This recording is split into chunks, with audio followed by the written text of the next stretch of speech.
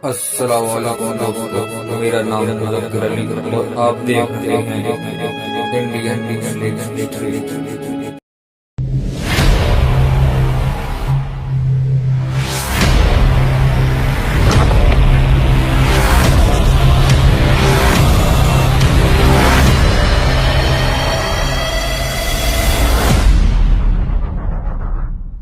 मुगल बादशाहों में औरंगजेब रहमतुल्लाह अलैह एक ऐसे बादशाह गुजरे हैं जो आज के हिंदुओं की आंखों में सबसे ज्यादा खटकते हैं। खटकना लाजमी है क्योंकि औरंगजेब ने इनके पूर्वजों के अत्याचारों और कुप्रथाओं से जनता को आजादी दिलाई थी। और दूसरी तरफ औरंगजेब रहमतुल्लाह अलैह एक पक्के सच्चे मुसलमान थे, दीन इस्लाम पर चलने वाले मुगल बादशाह थे। और यही कारण है कि आज भारत के हिंदुत्ववादी लोग औरंगजेब आलमगीर को क्रूर और हिंदू विरोधी शासक मानते हैं। औरंगजेब ने कैसे सत्ता हासिल की? उन्होंने हिंदुओं पर जिजिया क्यों लगाया? औरंगजेब के आदेश पर मंदिरों को क्यों तोड़ा गया? इन सभी सवालों के जवाब इस वीडियो में दिए जाएंगे, इसलिए वीडियो को आखिरी सेकंड तक देखना। औरंगजेब आलमगीर रहमतुल्लाह अलैह का जन्म 3 नवंबर 1618 ईस्वी को दाहोद गुजरात में हुआ था। वे शाहजहां और मुमताज महल की छठी औलाद थे। औरंगजेब के पिता शाहजहां उस समय गुजरात के सूबेदार थे। औरंगजेब बचपन से ही काफी बहादुर और होशियार थे। उन्होंने बचपन में ही आधी से ज्यादा कुरान हिफ्ज कर ली थी और हदीस व फिक़ह की कई किताबों का मुताला कर चुके थे। उनको अरबी और फारसी जुबान में महारत हासिल थी। वो एक आला दर्जे के जंगजू थे। सिर्फ 16 साल की उम्र में ही शाहजहां ने सन 1634 ईस्वी में औरंगजेब को दक्कन का सूबेदार बना दिया। इसके बाद वो गुजरात के सूबेदार बनाए गए। औरंगजेब की काबिलियत को देखकर शाहजहां ने उनको बदख्शान और बल्ख का भी सूबेदार बना दिया। शाहजहां 1657 ईस्वी में ऐसा बीमार हुआ कि उसका अंत करीब समझा जाने लगा। ऐसे में शाहजहां के तीनों बेटों दारा शिकोह, शाह सुजा और औरंगजेब में सत्ता हासिल करने का संघर्ष शुरू हो गया। शाह सुजा तो भागकर बर्मा के अरकान क्षेत्र में छुप गया और फिर औरंगजेब ने अपने पिता शाहजहां को आगरे के किले में कैद कर दिया। औरंगजेब ने अपने पिता को इसलिए कैद किया था क्योंकि शाहजहां ताजमहल बनाने के चक्कर में सल्तनत का सारा खजाना बर्बाद करने लगा था। अपनी आशिकी के सनक में उसने सल्तनत को कमजोर कर दिया था। इसके बाद औरंगजेब ने अपने भाई दारा शिकोह को गद्दारी के जुर्म में फांसी पर चढ़ा दिया। दारा शिकोह एक ऐसा इंसान था जो दीन इस्लाम से दूर जाने लगा था और अपनी सल्तनत से गद्दारी करके दुश्मनों में जा मिला था। अंग्रेजी इतिहासकार ऑड्रे ट्रुस्के का कहना है कि दारा शिकोह मुगल साम्राज्य को चलाने या जीतने की क्षमता नहीं रखता था और न ही वो औरंगजेब की राजनीतिक समझ और तेज तर्रारी का मुकाबला कर सकता था। औरंगजेब की हुकूमत का अधिकतर वक्त जंगों में, बगावतों को खत्म करने में और अपने अंदर पल रहे गद्दारों से निपटने में लगा रहा। औरंगजेब ने दक्षिणी भारत में बीजापुर और गोलकुंडा को फतह कर लिया था।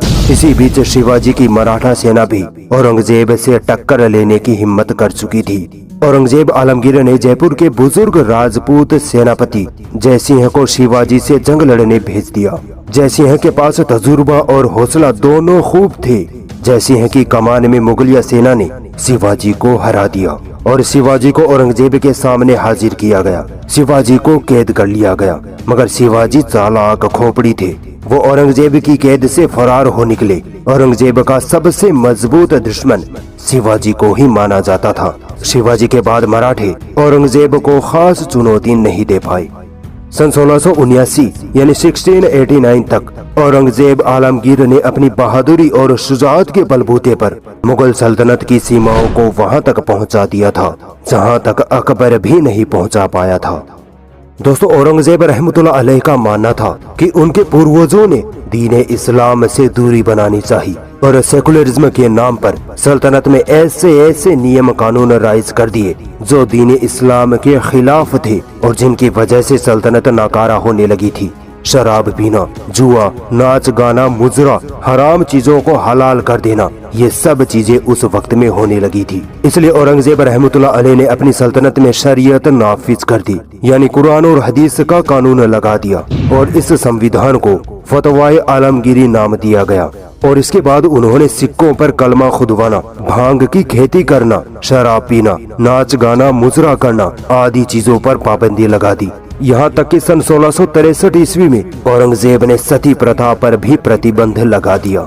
सती प्रथा हिंदुओं में एक ऐसी अमानवीय प्रथा थी जिसमें किसी औरत का पति मर जाने पर उस औरत को भी अपने पति की चिता पर जिंदा लेटाकर जला के मार दिया जाता था। ऐसी अमानवीय प्रथा को औरंगजेब ने बंद करा दिया था। यही सबसे बड़ा कारण था कि उस वक्त के जाट और राजपूत समुदाय के कुछ कट्टर समूहों ने औरंगजेब के खिलाफ बगावत छेड़ दी। दोस्तों, हर देश अपनी अर्थव्यवस्था को बढ़ाने और देश को चलाने के लिए अपनी जनता से टैक्स वसूलता है और औरंगजेब रहमतुल्लाह अलैह ने भी अपनी सल्तनत को बढ़ाने के लिए ऐसा किया था। औरंगजेब ने सन 1689 में अपनी रियाया में मुसलमानों पर ज़कात और हिंदुओं पर जिजिया कंपलसरी कर दिया था। इसी जिजिया को लेकर आज के कट्टरपंथी हिंदुत्व के लोग औरंगजेब पर आरोप लगाते हैं कि औरंगजेब ने हिंदुओं के साथ भेदभाव किया था, मगर हकीकत अलग है।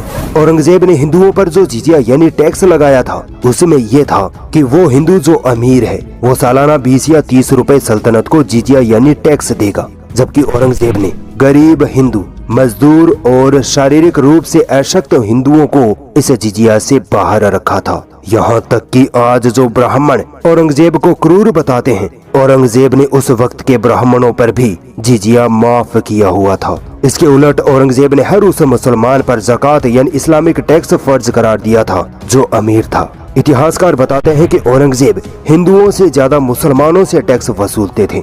अब अगर हिंदू ये कहते हैं कि औरंगजेब का हिंदुओं से टैक्स लेना गलत था, तो उनको बताना चाहूंगा कि जब मराठों ने दक्षिण के बड़े हिस्से को मुगलों से जीत लिया था, तब वहाँ हिंदू मराठों ने मुसलमानों से तो मोटा टैक्स लिया, जबकि हिंदुओं से बिल्कुल भी टैक्स नहीं लिया।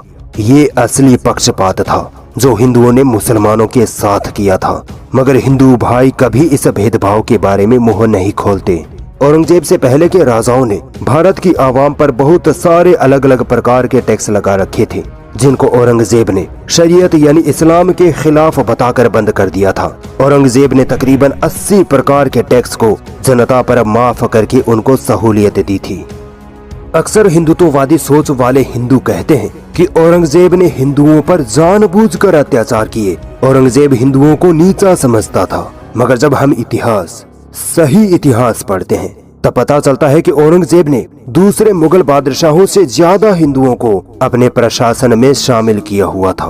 औरंगजेब के पिता शाहजहां की हुकूमत में सेना के विभिन्न पदों, दरबार के दूसरे अहम पदों और बाकी सभी पदों में हिंदुओं की तादाद 24% थी, जबकि औरंगजेब की हुकूमत में ये तादाद बढ़कर 33% हो गई थी। औरंगजेब की सेना में बड़े बड़े पदों पर बड़ी संख्या में हिंदू राजपूत नियुक्त थे। मराठों और सिखों के खिलाफ जंग में औरंगजेब की मुगलिया सेना की कमान अक्सर हिंदू राजपूत सेनापति के हाथ में होती थी। इतिहासकार यदुनाथ सरकार तो यहाँ तक लिखते हैं कि एक समय खुद शिवाजी भी औरंगजेब की सेना में मनसबदार थे। इन बातों से आप अंदाजा लगा सकते हैं कि औरंगजेब की हुकूमत में किस तरह हिंदू महफूज थे और हुकूमत में बड़े बड़े पदों पर काम करते थे और औरंगजेब को इनसे कोई दिक्कत नहीं थी।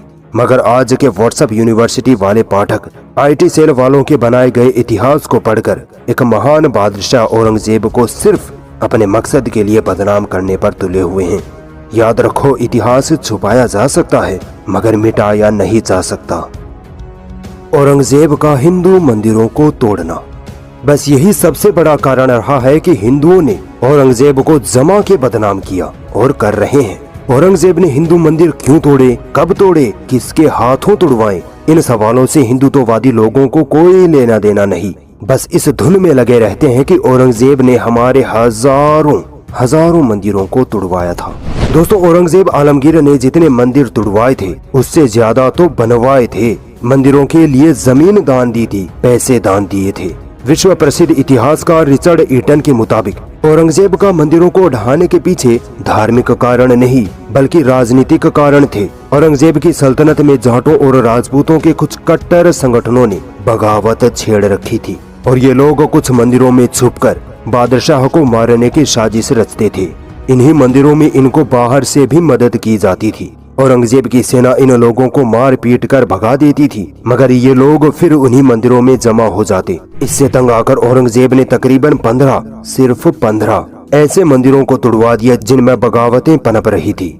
ठीक इसके उलट औरंगजेब रहमतुल्लाह अलैह ने कई मंदिरों का निर्माण भी करवाया था। किंग्स कॉलेज लंदन की इतिहासकार कैथलीन बटलर और कई बड़े इतिहासकार दस्तावेजों के साथ बताते हैं कि औरंगजेब ने कई हिंदू मंदिरों को दान दिया था, जिनमें बनारस का जंगम बाड़ी मठ, चित्रकूट का बालाजी मंदिर, इलाहाबाद का सोमेश्वर नाथ महादेव मंदिर और गुवाहाटी का उमानंद मंदिर सबसे जाने पहचाने नाम हैं। और भी कई ऐसे मंदिर थे जिनकी हिफाजत खुद औरंगजेब ने की थी। दोस्तों, औरंगजेब ने जहां राजनीतिक कारणों से मंदिरों को तोड़ा था तो वहीं मस्जिदों को भी तोड़ा था, जिनमें सबसे मशहूर गोलकुंडा की जामा मस्जिद है। गोलकुंडा का राजा औरंगजेब को टैक्स नहीं दिया करता था और उसने अपना खजाना एक जगह जमीन में गाड़ कर उस पर मस्जिद बना दी थी। जब औरंगजेब को इसका पता चला तो औरंगजेब ने वो मस्जिद तुड़वा दी और खजाना निकलवा लिया।